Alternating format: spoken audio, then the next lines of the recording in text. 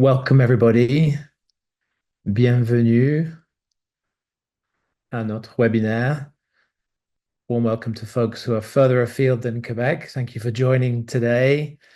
Um, as you see, the slides will be in English, but the presentation will be in French, but there will be a Q&A session at the end where we will obviously be happy to take questions and answers in English et en français.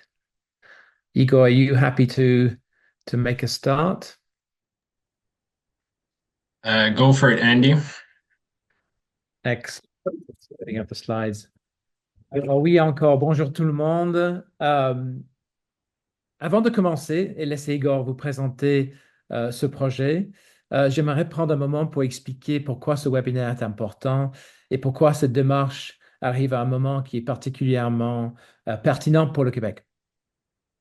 Nous savons tous que la biodiversité change rapidement, les milieux naturels subissent de nombreuses pressions anthropogènes, les écosystèmes se transforment et devient de plus en plus clair qu'il faut mieux comprendre non seulement ce qui change, mais aussi où et à quelle vitesse, sous l'effet de quelles pressions et avec quelles conséquences sur l'économie, santé et bien-être humain. Ce qui est important à souligner, je pense, c'est que nous ne partons pas de zéro. Au contraire, au Québec, il existe déjà énormément de connaissances. Il y a des données, des travaux de recherche, des réseaux de suivi comme Biodiversité Québec, de l'expertise sur le terrain et aussi des savoirs précieux portés par différents acteurs dans les différents secteurs publics et privés. Mais toute cette information reste encore largement dispersée. Et ce qui fait que euh, c'est justement là où il y a un manque à combler. Ce qui n'existe pas encore vraiment, c'est un portrait intégré, partagé et accessible de l'état de la biodiversité au Québec et de ses tendances. Autrement dit, une façon de rassembler les connaissances pour mieux voir l'ensemble, mieux comprendre les changements et mieux soutenir l'action. Euh, Diapo 2, s'il te plaît, Igor. L'autre point que j'aimerais amener, c'est la question de l'échelle. Les grandes évaluations internationales comme celle de IPBES ou le GIEC sont essentielles, bien évidemment. Elles nous donnent une direction et elles nous aident à situer les grands enjeux et rappellent l'ampleur des défis. Mais au bout du compte, beaucoup de décisions qui influencent réellement la biodiversité se prennent ici, à des échelles plus proches du terrain. Et c'est dans l'aménagement du territoire, de la gestion de l'eau, la conservation de la biodiversité, la restauration des écosystèmes ou la planification régionale. C'est à cette échelle-là où il faut vraiment qu'on se concentre. Et donc, c'est pourquoi une démarche québécoise est importante à ce moment-ci. Elle permet de faire le lien entre les grands constats globaux et les réalités concrètes d'ici. Elle permet aussi de bâtir une base commune de connaissances qui puisse servir à mieux décider, mieux agir et mieux suivre les progrès dans le temps. Donc, c'est avec énormément d'intérêt, je pense qu'il y a un réel sens de l'utilité collective que nous ouvrons ce webinaire et ce projet qui vise à évaluer l'état et les tendances de la biodiversité et les écosystèmes à travers le territoire et la province du Québec. Euh, L'idée aujourd'hui, c'est de vous entendre, de vous communiquer les objectifs pluriels de ce projet, mais surtout de prendre la température de la salle, entre guillemets, et de savoir qui est vraiment intéressé à faire partie de cet effort collectif. Donc, alors, je passe le micro à Igor de vous présenter les détails de ce projet. Merci, Igor. Oui, merci Andy. Donc, juste pour me présenter un peu, je m'appelle Igor, j'ai un doctorat en écologie aquatique de l'Université McGill. J'ai de l'expérience avec des systèmes de publication scientifiques comme ArcMarkdown et son successeur Quarto pour ceux qui connaissent. Je suis bilingue, anglais-français. So don't hesitate to speak to me in English as well. Je vais être le project manager, le coordonnateur de projet pour l'évaluation de la biodiversité au CSBQ et j'ai été engagé en janvier. Donc, comme Andy a un peu déjà dit, les buts du webinaire, c'est de vous faire une petite présentation de 20 minutes pour expliquer le projet et comment vous pourrez contribuer aussi. Ensuite, juste faire un court sondage, 5 minutes en direct qui va nous aider à prioriser le développement de l'évaluation. Ensuite, laisser de la place à vos questions d'ordre général. Et ensuite, c'est le plus important, c'est de vous inviter à participer au projet. Euh, j'ai partagé des documents collaboratifs dans le chat dans lesquels vous pourrez prendre des notes et des commentaires au cours du webinaire. Euh, et après le webinaire, vous recevrez aussi un formulaire où vous pourrez laisser vos commentaires et signaler votre intérêt à participer. Donc, allons-y tout de suite pour la présentation. Merci à vous tous d'être ici. Thanks for being here. Je vais faire la présentation en français, mais les slides en anglais. Et donc, bienvenue. Le webinaire va se porter sur le cadrage préliminaire de l'évaluation de la biodiversité et des contributions de la nature aux populations du Québec. Donc, ce projet est mené par le CSBQ où l'idéation a débuté et sera supporté par Biodiversité Québec. Et avant de plonger dans le cadre de la présentation, je vais juste vous présenter ces deux organisations-là. Donc, premièrement, le Centre de la science de la biodiversité, le CSBQ, représente plus de 120 co-chercheurs de calibre mondial à travers le milieu académique québécois, sans parler des étudiants ni des collaborateurs à travers différentes institutions des pays et même à l'international. Donc, le CSBQ se situe dans un écosystème d'acteurs qui œuvrent dans le domaine de la biodiversité au Québec et on souhaite établir davantage de liens collaboratifs en dehors du cadre strictement académique. Néanmoins, on pense que le CSBQ est particulièrement bien placé avec son réseau d'intelligence collective pour effectuer cette évaluation de la biodiversité au Québec. Ensuite, Biodiversité Québec, c'est un partenariat scientifique entre l'Université de Sherbrooke, le CSBQ et le ministère de la lutte contre les changements climatiques, de la faune et des parcs, que je vais appeler le MLCCFP. Et compte une équipe d'une vingtaine de personnes dédiées, en plus d'une trentaine de collaborateurs, et je pense dont plusieurs sont réunis ici dans le webinaire autour d'un hibou. euh, Shout out à vous.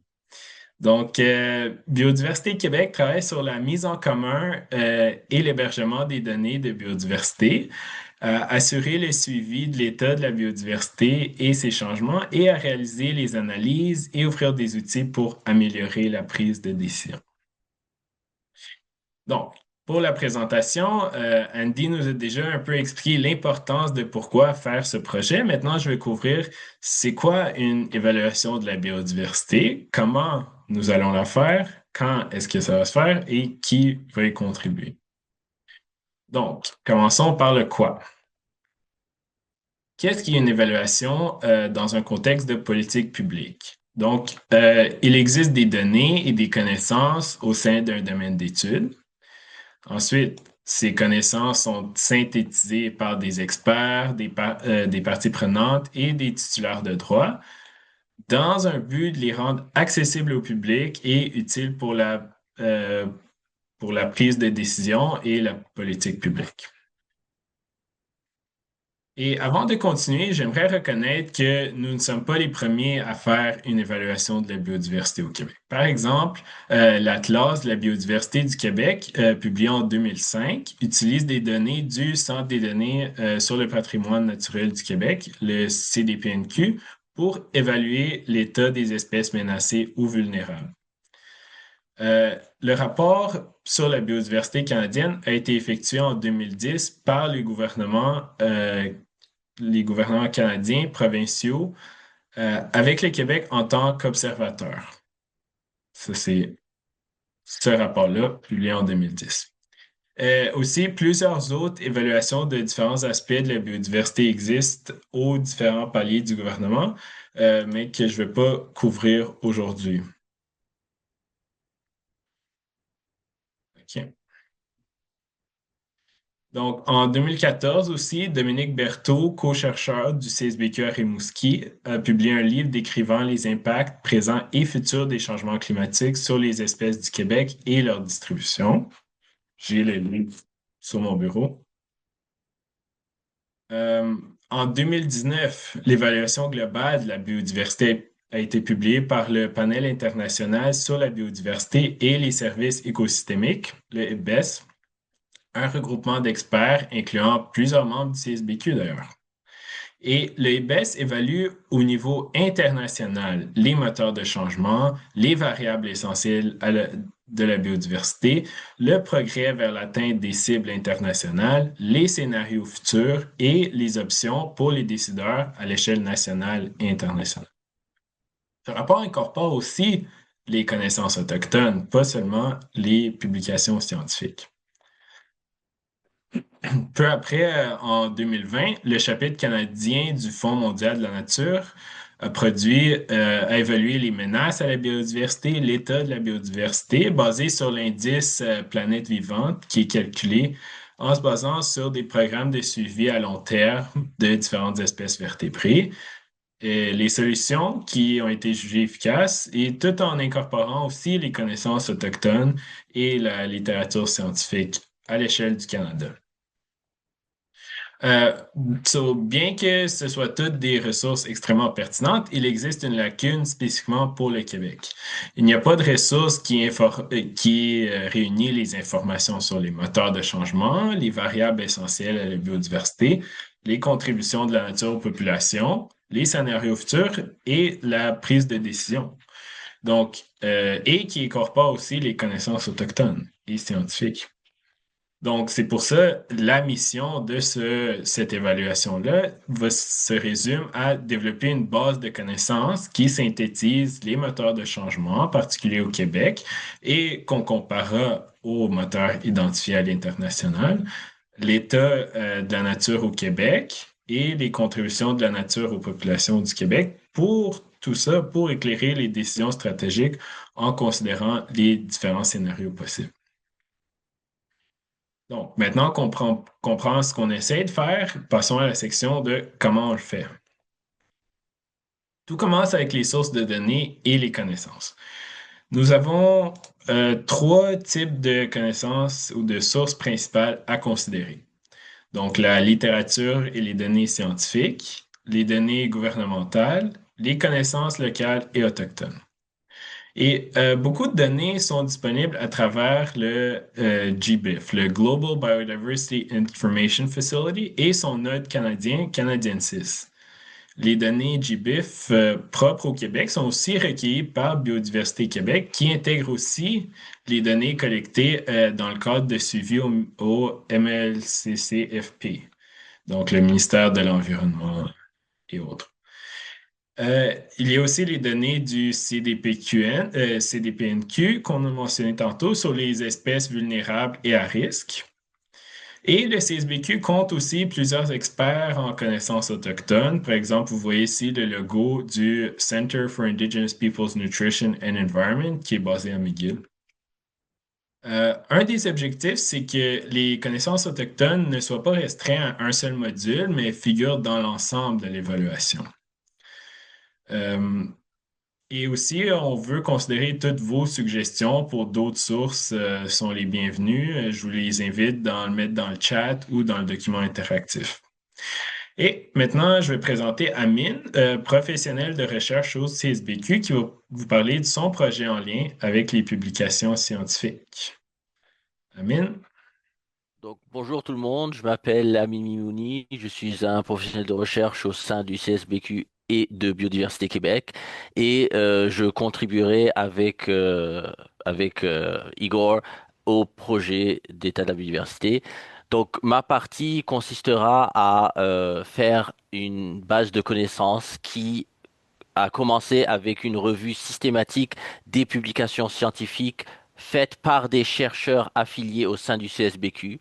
Actuellement, ce jeu de données s'accumule à plus de 12 500 publiés, 12 500 articles scientifiques ou autres types de publications publiées par des chercheurs affiliés au CSBQ qui couvrent différents domaines tels que la taxonomie, l'écologie, les relations entre les espèces et leur environnement, ainsi que les relations entre les écosystèmes et les êtres humains, soit les quatre axes de recherche du CSBQ. Et il y a actuellement une expansion qui est en cours, qui consiste à ne pas considérer uniquement les publications autorées par les chercheurs du CSBQ, mais vraiment considérer toutes les publications scientifiques qui ont attrait avec la biodiversité au sein du Québec. Prochaine diapo. Oui.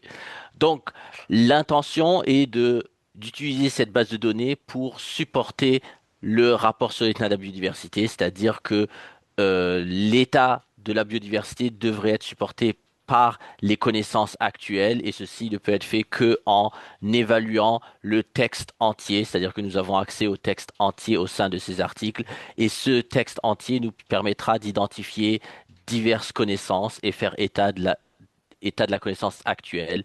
Nous pourrions identifier des lacunes dans les connaissances, c'est-à-dire savoir quelles sont les espèces, les groupes taxonomiques ou les biomes les moins ou les plus étudiés. Et ceci nous permettra de faire un état de la connaissance actuelle de la biodiversité au sein du Québec. Prochaine diapo, s'il vous plaît. Et justement, il y a actuellement deux autres extensions qui sont projetées et en cours. La première étant une extraction structurée des métadonnées de ces articles, c'est-à-dire que nous pouvons extraire où l'étude en question a été faite, quelles étaient les espèces et les biomes qui étaient analysés, et ceci nous permettra de faire une cartographie de l'état de la biodiversité, c'est-à-dire où sont les espèces, où est-ce qu'elles ont été observées sur une carte du Québec. Et une deuxième extension prévue est utiliser ce corpus de publication comme base d'information pour des LLM, c'est-à-dire des Large Language Models, des outils d'intelligence artificielle qui permettraient de à la fois recueillir des sections de ces articles, mais aussi répondre à des questions des chercheurs par du langage naturel. Donc, on pourrait avoir des réponses à des questions telles que quels sont les stresseurs les plus importants pour les populations d'hirondelles au sein du Québec, ou alors quelles sont les pratiques actuelles pour prévenir la perte de biodiversité au sein du Québec. Et ce qui est important de noter, c'est que ces réponses seront répondues sur la base de ce corpus scientifique. Merci. Merci, Amine. Donc, maintenant qu'on comprend un peu les sources de données, je vais vous présenter le code pour l'analyse. Donc, nous avons trois catégories de variables à considérer ici, les moteurs de changement, les variables de biodiversité essentielles et les contributions de la nature aux personnes. Et les variables pourraient être analysées à trois échelles temporelles, donc dans l'état présent, dans la tendance et dans la prédiction pour le futur selon différents scénarios. Et chacune de ces analyses-là seront ensuite étudiées à différentes échelles spatiales, donc soit dans le Québec au complet, à travers différentes écorégions ou à l'intérieur de différentes frontières administratives du Québec. Et bien sûr, pas toutes les variables pour étudier selon toutes les loupes possibles, mais je vous rappelle qu'un des objectifs du webinaire, c'est de décider qu'est-ce qui est à prioriser dans cette matrice-là.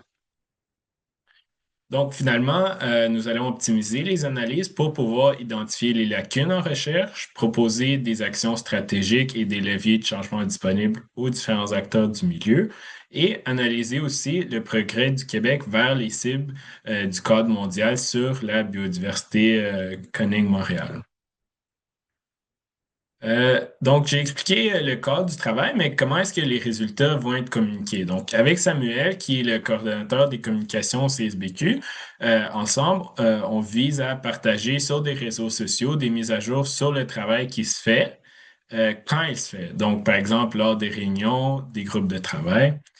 Euh, ensuite, le but, c'est de publier un livre web vivant et dynamique. Donc, ça veut dire que dès qu'un module est prêt, il sera publié et mis à jour au fur et à mesure que le travail progresse. On veut aussi créer des visualisations interactives et des tableaux de bord, et aussi créer une version statique du livre exportable en PDF, comme la majorité des rapports le font déjà. Donc, maintenant, je vais vous montrer aussi ce qui se fait déjà ailleurs dans le pays. Donc, depuis 2015, le Ontario Biodiversity Council, un organisme de bénévoles œuvrant dans des organisations de protection environnementale, au gouvernement, en académique, en industrie et dans des organisations et communautés autochtones, produit des rapports sur la biodiversité en Ontario pour suivre le progrès vers des cibles établies par l'Ontario en 2011. Le site Web permet aux utilisateurs de naviguer facilement vers des indicateurs d'intérêt. Les indicateurs peuvent être groupés selon soit les cibles établies par le gouvernement ou par thème. Pour chaque indicateur, c'est indiqué les tendances, la confiance selon les données disponibles et l'étendue géographique.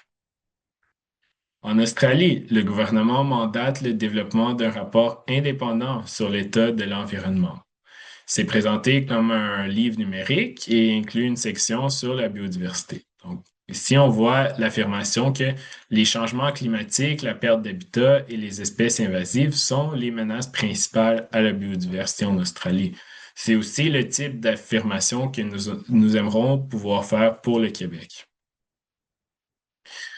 Donc, l'Alberta a aussi le Alberta Biodiversity Monitoring Institute qui produit une série d'évaluations sur différents aspects de la biodiversité.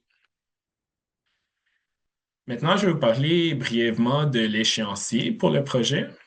Donc, comme la base de connaissances vivra en ligne, nous pourrons ajouter des modules au fur et à mesure qu'ils sont prêts et nous allons continuer à les améliorer au fur et à mesure aussi, que nous obtenons des nouvelles connaissances ou que l'état de la biodiversité évolue.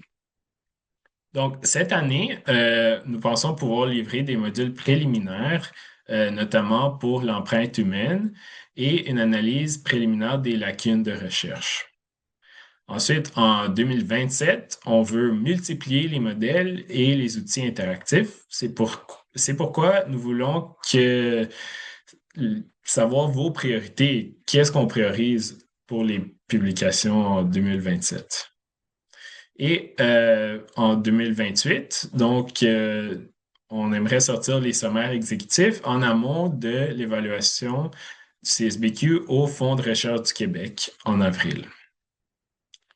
Et le travail continuera passé 2028 pour assurer la mise à jour des données, des analyses et de la bonification générale du rapport. Enfin, je vais parler des personnes qui participent au développement du rapport.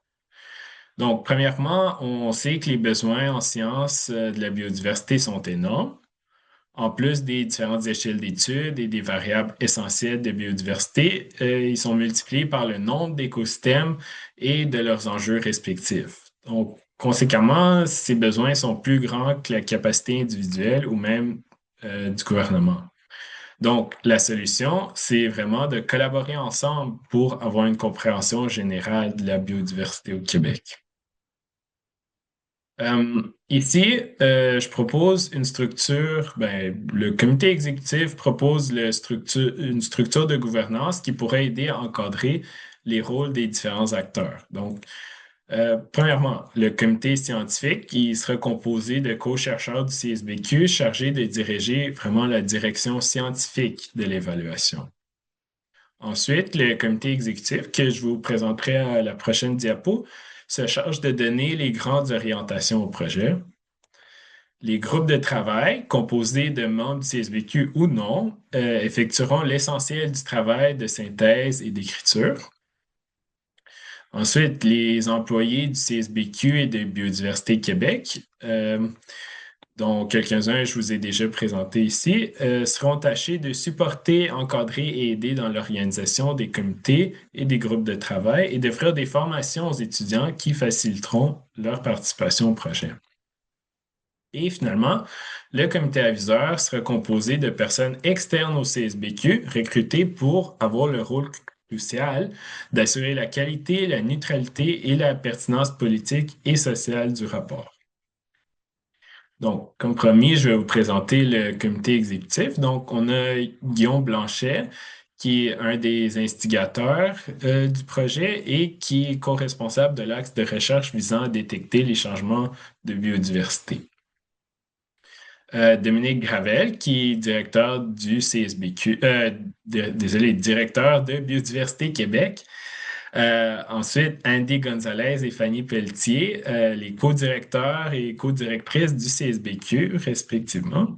Et Sarah Teitelbaum, co-chercheuse de l'axe de recherche du CSBQ visant à améliorer la pertinence sociale des prévisions. Donc, juste pour conclure, nous avons besoin de vous pour aider à identifier les priorités et à contribuer au rapport. Donc, vous pouvez participer au comité scientifique, au comité aviseur, au groupe de travail ou simplement en vous proposant comme une personne ressource disponible pour répondre à certaines questions en cas de besoin. Donc, n'hésitez pas à me contacter pour signaler votre intérêt ou me poser vos questions en lien avec ce projet. C'est vraiment ensemble que nous allons réussir à accomplir ce chantier. Donc maintenant, je vais arrêter mon partage d'écran et je vais vous proposer quelques questions de sondage pour nous aider à comprendre vos priorités pour l'action future.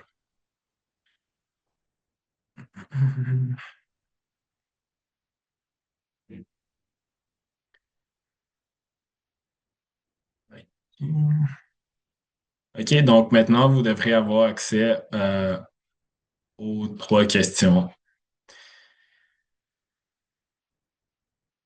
Et pendant que vous répondez, on peut aussi commencer à prendre vos questions. Je vois déjà dans le chat, il y a Mathilde Tissier qui demande, vous avez parlé de 1205, 12 500 articles. Et oui, en effet, on veut ajouter la littérature grise. Ok, C'est merci. C'est ça, pour les pollinisateurs, je pense qu'elle va être vraiment abondante comparée à des articles au Québec. En tout cas, en cours, parce il y a peut-être un délai avant que les articles sortent, mais il y a beaucoup de choses déjà dans des rapports ou de la littérature grise, d'où ma question. Mais merci. excellent, merci. Peut-être pour répondre à Mathilde, on veut effectivement intégrer la littérature grise. Ce qui est difficile avec la littérature grise, c'est la trouver. Donc, si ça se peut qu'on fasse des appels justement à vous pour savoir s'il y a de la littérature grise qui est libre d'accès ou qui est accessible, auquel qu'on pourrait ajouter là, dans nos bases de données. Fait que ça se peut qu'on fasse un appel à tous justement pour avoir Ouais, je accès à pensais cette... déjà. Et pour la science citoyenne aussi, Ouais, désolé, il y a un petit décalage, je crois, mais je pensais notamment à AgriRéseau. Oh, je vais vous laisser y aller. Mais voilà, faites un appel, AgriRéseau.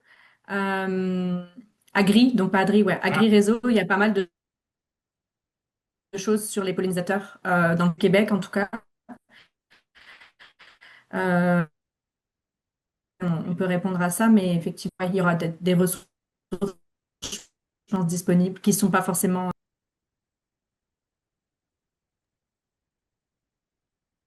merci. Par rapport aux sciences citoyennes, je pense dans GBIF, il y a déjà plusieurs données citoyennes, mais je pense que oui, effectivement, ce serait à inclure aussi.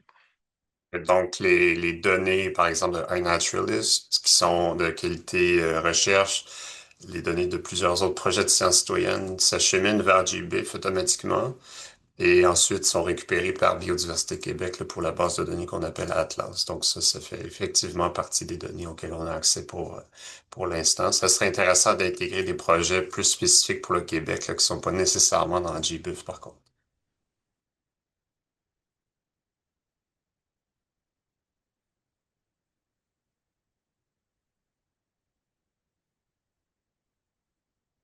Bon, je vois que 67 personnes ont répondu aux questions.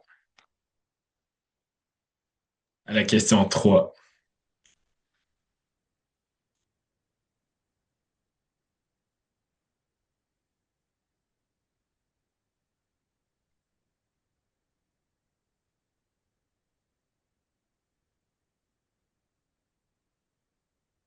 Est-ce que tu dois partager les résultats, Igor, ou est-ce qu'on les voit? Oui, je peux les partager, à moins que, parce que je vois qu'il y a 74 personnes qui ont répondu à question 1 et 2, mais juste 67 à la question 3. Euh, mais OK, je vais les partager. Ah oui, OK. Voilà. Andy aussi, il y a Charles qui demande, il ne devrait pas y avoir seulement des scientifiques dans le comité exécutif, sinon vous risquez de manquer des directions nécessaires pour produire des livrables qui seront vraiment utiles. Je suis bien d'accord, Charles. C'est très, très important qu'on a une bonne représentation des parties prenantes, des partenaires et, euh, susceptibles à être intéressés par non seulement le processus, mais les résultats et comment on peut mieux partager ces résultats, communiquer les résultats et assurer qu'il y a un réel engagement long terme dans l'activité de cette évaluation. C'est sûr qu'on veut créer un document vivant. C'est l'idée, c'est pas de créer un PDF qu'on met sur une étagère virtuelle et qu'on l'oublie. C'est vraiment quelque chose qui doit être très dynamique et dans le temps et qu'on on fait de mise à jour de cette évaluation régulièrement. C'est bien aujourd'hui, l'intérêt, effectivement, c'est de sonder, d'essayer d'évaluer qui est intéressé à participer. Euh, Félix-Antoine, Micro. Oui, super intéressant. Je veux pas monopoliser trop de temps. En fait, c'était pour me présenter rapidement, là, en fait, parce que ben, j'ai vu que dans votre regroupement, Dory, il n'y avait pas de représentation, à moins que je l'ai échappé de la recherche collégiale. Là. Donc, moi, je suis un directeur de département dans un CCTT à la Pocatière, bioptère.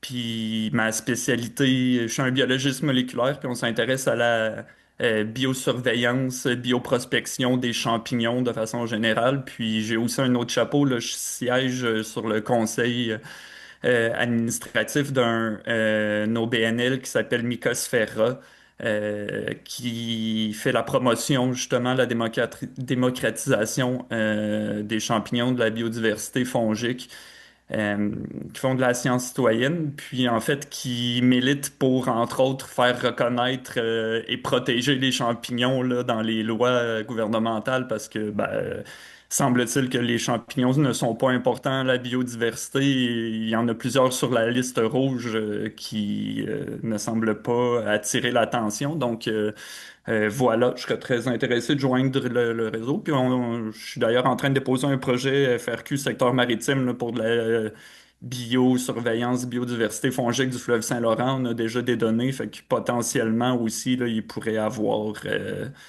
du croisement de données futures et des projets collaboratifs. Là. Donc, j'ai assez parlé. Merci. merci. Félix-Antoine, on se garde en contact. Euh, Alexandre Gagnon.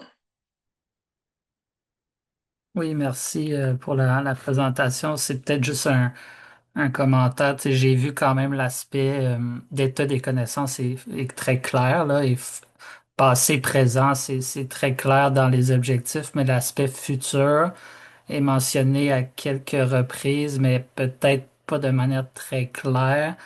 On utilise le mot scénario, etc., mais je pense que il faudrait se positionner plus clairement sur, oui, un état, mais qu'en est-il du futur, notamment considérant les changements climatiques? Donc, je pense que vous le prenez déjà en compte, mais quand même le rendre plus visible pourrait être utile.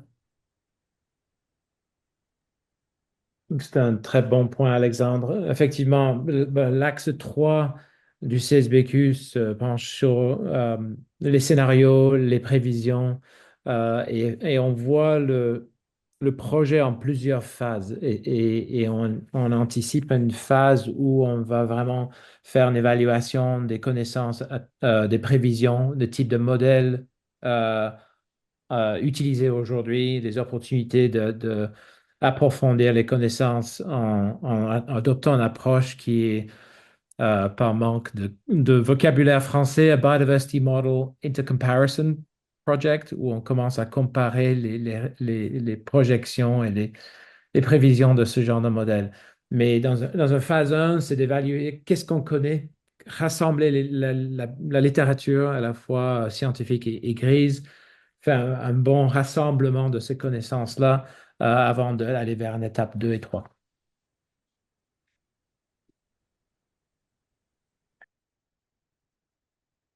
Questions in English. If there are any questions in English, guys, please don't hesitate to, to drop them in the chat or to take the mic.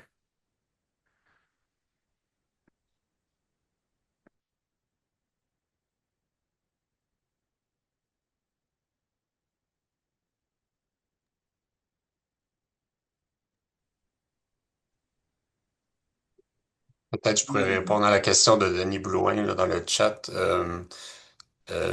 D'avoir des données à l'échelle des MRC puis des municipalités, c'est quelque chose qu'on a déjà discuté. Il y a beaucoup d'analyses qui vont pouvoir se faire dans le contexte du rapport qui vont être faites, par exemple, avec des données géomatiques et tout ça, avec les infrastructures de Biodiversité Québec, qui vont pouvoir être valorisées et qui vont pouvoir être calculées facilement là, à l'échelle des MRC des municipalités.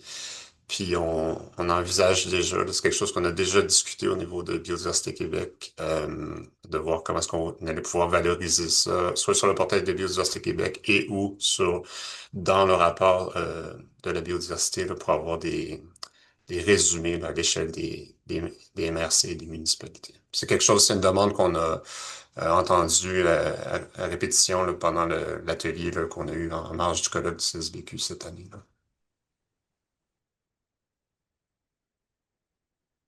I'll just quickly jump in on Marianne's comment in English in the chat. Marianne, that's a fantastic idea.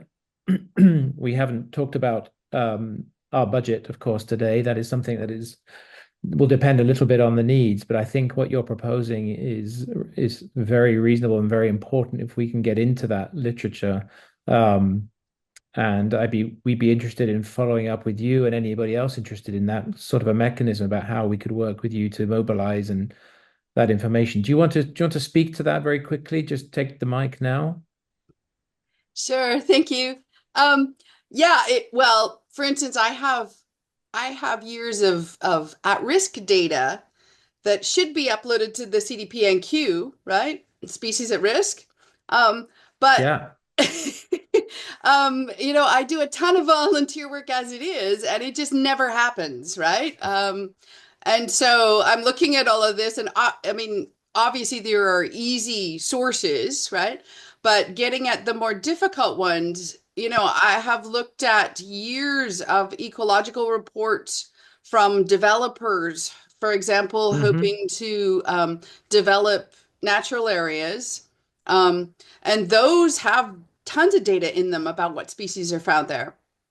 But all of that information is difficult to assemble, and having a protocol for what to gather on the ground is helpful, right? So if I know, okay, you want to know species density by percentage of, a point basically, or, down to that fine grain stuff, because the reality is if I don't gather it right, it's not going to be useful. So kind of just having a system, a protocol that says, okay, we'd like to have the data look like this, right? And then a system for scraping some of this other stuff that is more obscure, but really valuable because it's been gathered on the ground, usually by experts. Those are excellent points. In fact, your middle point there about whether a kind of an assessment process like this one could even guide how future data are collected is incredibly important. We're in a position where we can raise some budget for this. Of course, there's budget for meetings and workshops. So anybody who wants to participate in this process can join a working group or a workshop that we're going to hold on particular priorities or objectives of the report. But what you're proposing is a sort of structured protocol process has some little bit of funding dedicated to it. So maybe that's not to resolve for this call, but let's allow us to follow up with you if you'd be willing for that to have that call. Of course. Thank you. David, your hand is up. Yes, À toi. atelier pour la biodiversité. Question rapide. L'IBES s'intéresse de plus en plus, évidemment, là, à la valorisation de la nature, puis évidemment au lien économie-biodiversité, pour des raisons assez évidentes. On est dans un mode politique où ce n'est pas tant la valeur écosystémique qui est intéressante, mais la valeur monétaire de la nature. Est-ce que c'est quelque chose qui va être exploré quand même d'une certaine profondeur dans la version 1 du rapport, justement? Parce que, tu sais, je pense qu'il y a beaucoup de données de la biodiversité qui est connue, mais qui n'est pas nécessairement act-on par les acteurs parce qu'il n'y a pas de raison monétaire de le faire. Malheureusement, on est là aujourd'hui. Fait que je serais curieux justement de voir à quel point le lien va être fait justement avec cet argument plus économique-là, d'une certaine façon, qui est malheureux évidemment, c'est une question plate, mais il reste que ça a une grande influence sur nos politiques publiques et les décisions des acteurs économiques. Merci. Igor, do you want to take that one or do you want me to jump in?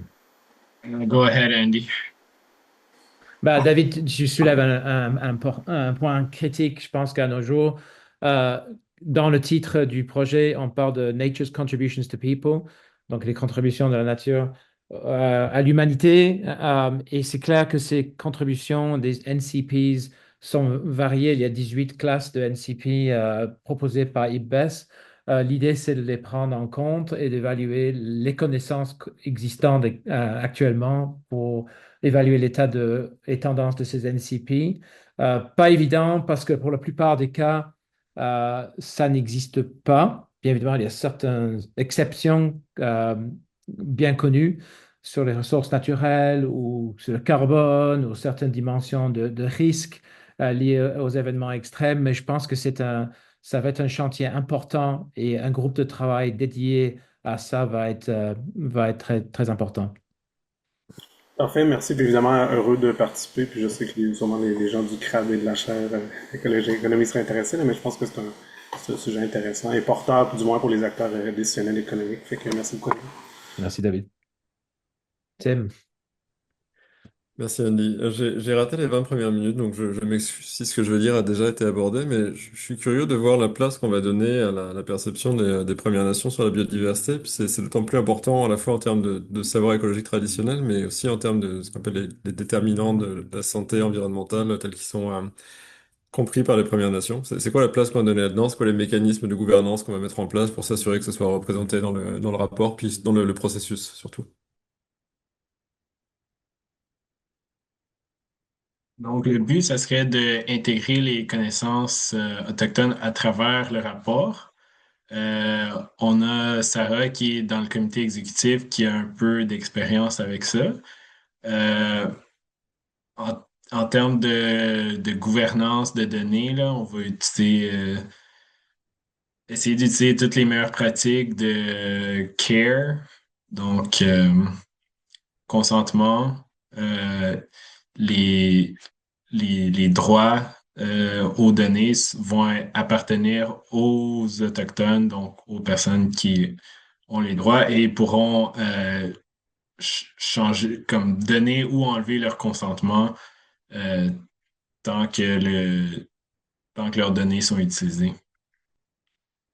Mais je pense qu'il y a encore beaucoup de travail à faire en termes de comment spécifiquement est-ce qu'on va accomplir cette tâche. Donc, je pense pas qu'on va aller sur le terrain, mais on va utiliser la littérature grise, comme on a mentionné. Donc, on va utiliser les publications scientifiques. Et s'il y en a qui veulent contribuer à cet aspect-là du rapport, ben c'est les bienvenus. Je ne sais pas si quelqu'un d'autre Tim, aussi a rajouté quelque chose. Oui, Andy? Tim, comme tu sais, dans un contexte IBES, en ce moment, je co-préside une évaluation chez IBES et le mécanisme, ça s'appelle un groupe de liaison ou peuplé par des Indigenous Scholars ou Indigenous Representatives.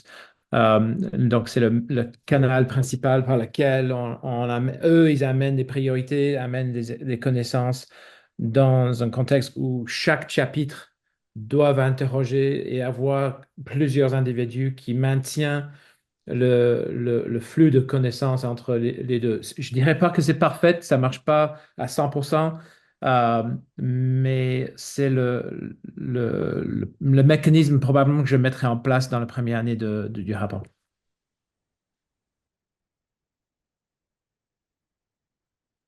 Et, merci. Charles? Vous m'entendez? Oui. Ben, j'ai déjà écrit ça mes commentaires, là, mais je me permets de le répéter, là. J'ai l'impression que, il y a comme une, une présomption là, que ce que les gens ont besoin, c'est un livre, même un livre dynamique, là. C'est une publication, tu sais. Comme en suivant le rapport de Libes, là, ou la méthode de Libes, où on met plein de littérature scientifique dans un gigantesque meat grinder, puis là, après ça, on a comme un autre gigantesque document qui résume toute cette information-là. Et j'ai l'impression qu'on prend pour acquis que c'est ça que les praticiens ont besoin. Mais moi, personnellement, je connais pas beaucoup de gens je travaille dans le domaine de la biodiversité, je connais pas beaucoup de gens qui lisent les rapports de l'IPBES. C'est des rapports qui sont beaucoup trop longs, même les sommaires exécutifs. Donc, je vais vous challenger de peut-être de questionner ce modèle-là, là, qu'un livre dynamique, c'est ce que les gens ont besoin, puis peut-être avant même de commencer l'analyse de la littérature scientifique, de vous demander qu'est-ce que les praticiens ont besoin pour influencer le travail sur le terrain de manière concrète. Merci. Merci Charles, tu stimules, tu crées un dialogue important. Je pense que c'est IPES même se pose des questions sur la meilleure façon de non seulement de générer les connaissances, mais de les partager. Euh, pour défendre IPBES, il est évident que ces rapports ont un impact. Euh, c'est mesuré par différentes façons et les membres États de IPBES souhaitent avoir ces Summary for Policymakers et c'est utilisé dans différents contextes. Mais ce n'est pas clair pour moi que les connaissances accumulées et synthétisées dans ces documents atterrissent effectivement sur le terrain, c'est-à-dire influencent les pratiques là où ces pratiques ont un impact à l'échelle très granulaire, souvent à l'échelle de municipalités ou ONG locales. Donc, nous, on a opportunité, quand on fait une évaluation à l'échelle infranationale, c'est la distance entre le processus qu'on a entamé aujourd'hui et l'acteur sur le terrain est beaucoup plus court qu'un processus IPBES. Donc, je pense qu'on a tous les oreilles ouvertes et les idées ouvertes à créer un formulaire qui va court-circuiter cette distance-là, va faciliter la mise en application de ces connaissances.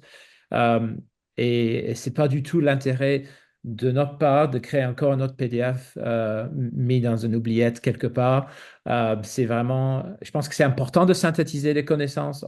Ils sont fragmentés, c'est une réalité. Faisons en sorte que ça soit facile à trouver et à accéder et ensuite de proposer les protocoles, les façons de faire pour qu'on puisse agir. Donc, j'appuie énormément le point et assurons-nous via nos différentes structures de gouvernance et de structures d'engagement et de communication de ce projet, les résultats de ce projet dans une optique d'application. Merci. Oui, peut-être la gang de Biodiversité Québec aurait aussi quelque chose à dire là-dessus. Oui, ben on échangeait sur le sujet justement. C'est un peu la mission complémentaire, puis c'est pour ça qu'on s'implique dans ce travail-là, là. Depuis le début, notre modus operandi, c'est de développer des outils qui vont servir après. Alors, un peu comme Annie l'a souligné, une base de connaissances qui est à faire, qui est à établir, puis qu'après ça, qui va être communiquée dans différents produits. Et c'est ce qu'on s'affaire à développer là, à Biodiversité Québec. De différentes façons, là. Il y a toute une panoplie d'informations qui sont déployées là, bien au-delà de l'accès aux données brutes, là. Il y a qu'à penser, par exemple, avec les outils qu'on est en train de mettre en place pour faire des analyses d'impact de projets sur la biodiversité. Alors là, on est vraiment dans un outil qui est opérationnel. L'identification des zones clés de biodiversité, c'en est un autre outil qui est aussi opérationnel. La diffusion des données et des analyses sur les réseaux de suivi, ce sont aussi euh, l'information qui peut être utilisée avec des portraits régionaux. Ça fait partie des produits qu'on va décliner. Et tout ça est complémentaire avec cet exercice-là là, rapport sur l'état de la biodiversité. Merci. David? Ouais, ben, c'est sûr que je vais appuyer ce que Charles dit sur l'utilisation des rapports scientifiques par les parties prenantes. C'est toujours un enjeu, mais ça changera pas, évidemment, du jour au lendemain. Mais tu sais, je pense que ce qui est important, c'est peut-être le rôle de courroie de transmission que les gens dans la salle aujourd'hui sont aussi, là. Tu sais, les BES le fait souvent d'avoir des journées de renforcement de capacité, des trucs comme ça. Et c'est peut-être quand même une avenue à explorer, évidemment, pour le QCBS une fois que ces modules-là sont prêts, au moins, tu sais, de former les gens intéressés, là. Je pense que c'est plus à ces gens-là, après, de faire la courroie de transmission. Je pense pas que vous pouvez avoir la capacité, même avec le sport de Biodiversité Québec, tu sais, de rejoindre tous les acteurs par un rapport ou certains outils. Là. Fait que je pense que ça serait intéressant justement d'avoir ces journées de capacity building-là autour des publications pour s'assurer là, que ça se rende sur le terrain aux acteurs qui doivent l'utiliser. En fait. Absolument, David. C'est clair que c'est important que la vie d'une évaluation comme ça dure grâce à cette capacity building, ces activités d'engagement et de création de capacité longtemps après la publication de ces résultats.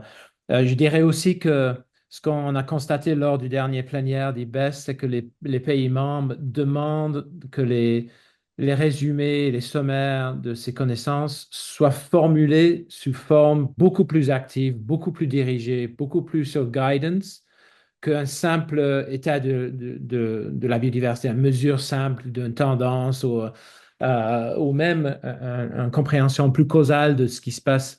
C'est clair qu'on tend vers quelque chose, une connaissance beaucoup plus active et beaucoup plus applicable. Donc, je pense qu'on est en mesure d'entendre ça, d'écouter et de refléter les mêmes arguments à l'échelle internationale, à l'échelle infranationale. Ouais, puis juste pour rebondir là-dessus, c'est première chose qu'on a discuté quand on a parlé du rapport, c'est justement ça qui serait probablement pas un rapport dans le sens qu'on l'entend habituellement là, d'un truc de 350 pages qui en PDF là, donc ça va être quelque chose de beaucoup plus vivant et de beaucoup plus graduel aussi. Je pense qu'il va y avoir plusieurs efforts de communication pour chacune des sections du rapport au fur et à mesure où elles vont être prête et disponible, peut-être même en des versions préliminaires pour avoir des rétroactions, des trucs comme ça. Donc, c'est vraiment un document vivant ou même pas un document, ça risque d'être plus un genre de portail vivant que juste un gros fichier PDF là, avec un gros titre scientifique.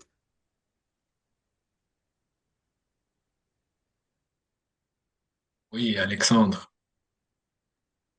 Ouais, ben juste pour rebondir là-dessus, mais passer du diagnostic au guidance, c'est un effort assez monumental qui nécessite aussi des expertises particulières, notamment en communication scientifique, etc., vulgarisation. Est-ce que dans l'équipe ou dans le réseau, il y a des personnes qui sont disponibles pour faire ce travail-là?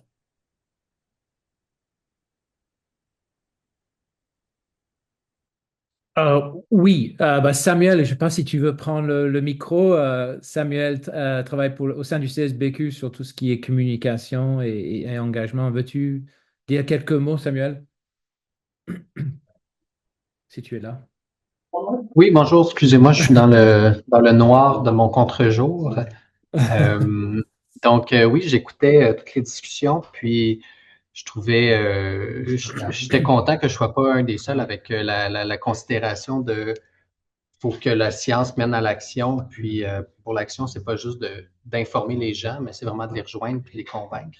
Euh, je suis en train de développer là, derrière la rédaction du rapport toute une stratégie pour créer des outils pour rejoindre les personnes. Parce que je pense qu'à la fois, il faut documenter, faut que le rapport sorte. Il faut que les personnes accèdent aux données puis aux outils du rapport, mais il faut aussi documenter tout le processus qui mène à ça pour le rendre plus transparent, un contact plus grand avec les scientifiques, humaniser le processus, humaniser la recherche euh, pour intéresser les gens justement à aller vers les résultats. Donc, avant même que des résultats sortent, j'ai toute une stratégie là, où on va faire un suivi de l'avancement des travaux pour que justement les personnes attendent la sortie d'informations puis tout ça. J'ai déjà aussi impliqué plusieurs journalistes là, au cours de discussions par rapport à ça. Donc, on a quand même une stratégie qui est mise derrière ça, mais c'est sûr que si il y a des personnes qui ont des outils, des organismes qui ont de l'expérience, qui veulent nous partager ça, je suis toujours très ouvert à vous entendre et à vous rencontrer. Parce que faut pas que ce soit fait juste en silo, puis il faut pas que tout soit porté seulement par le CSBQ. Euh, Surtout s'il y a des organismes terrains qui veulent y participer, puis utiliser les rapports pour amener des changements pratiques.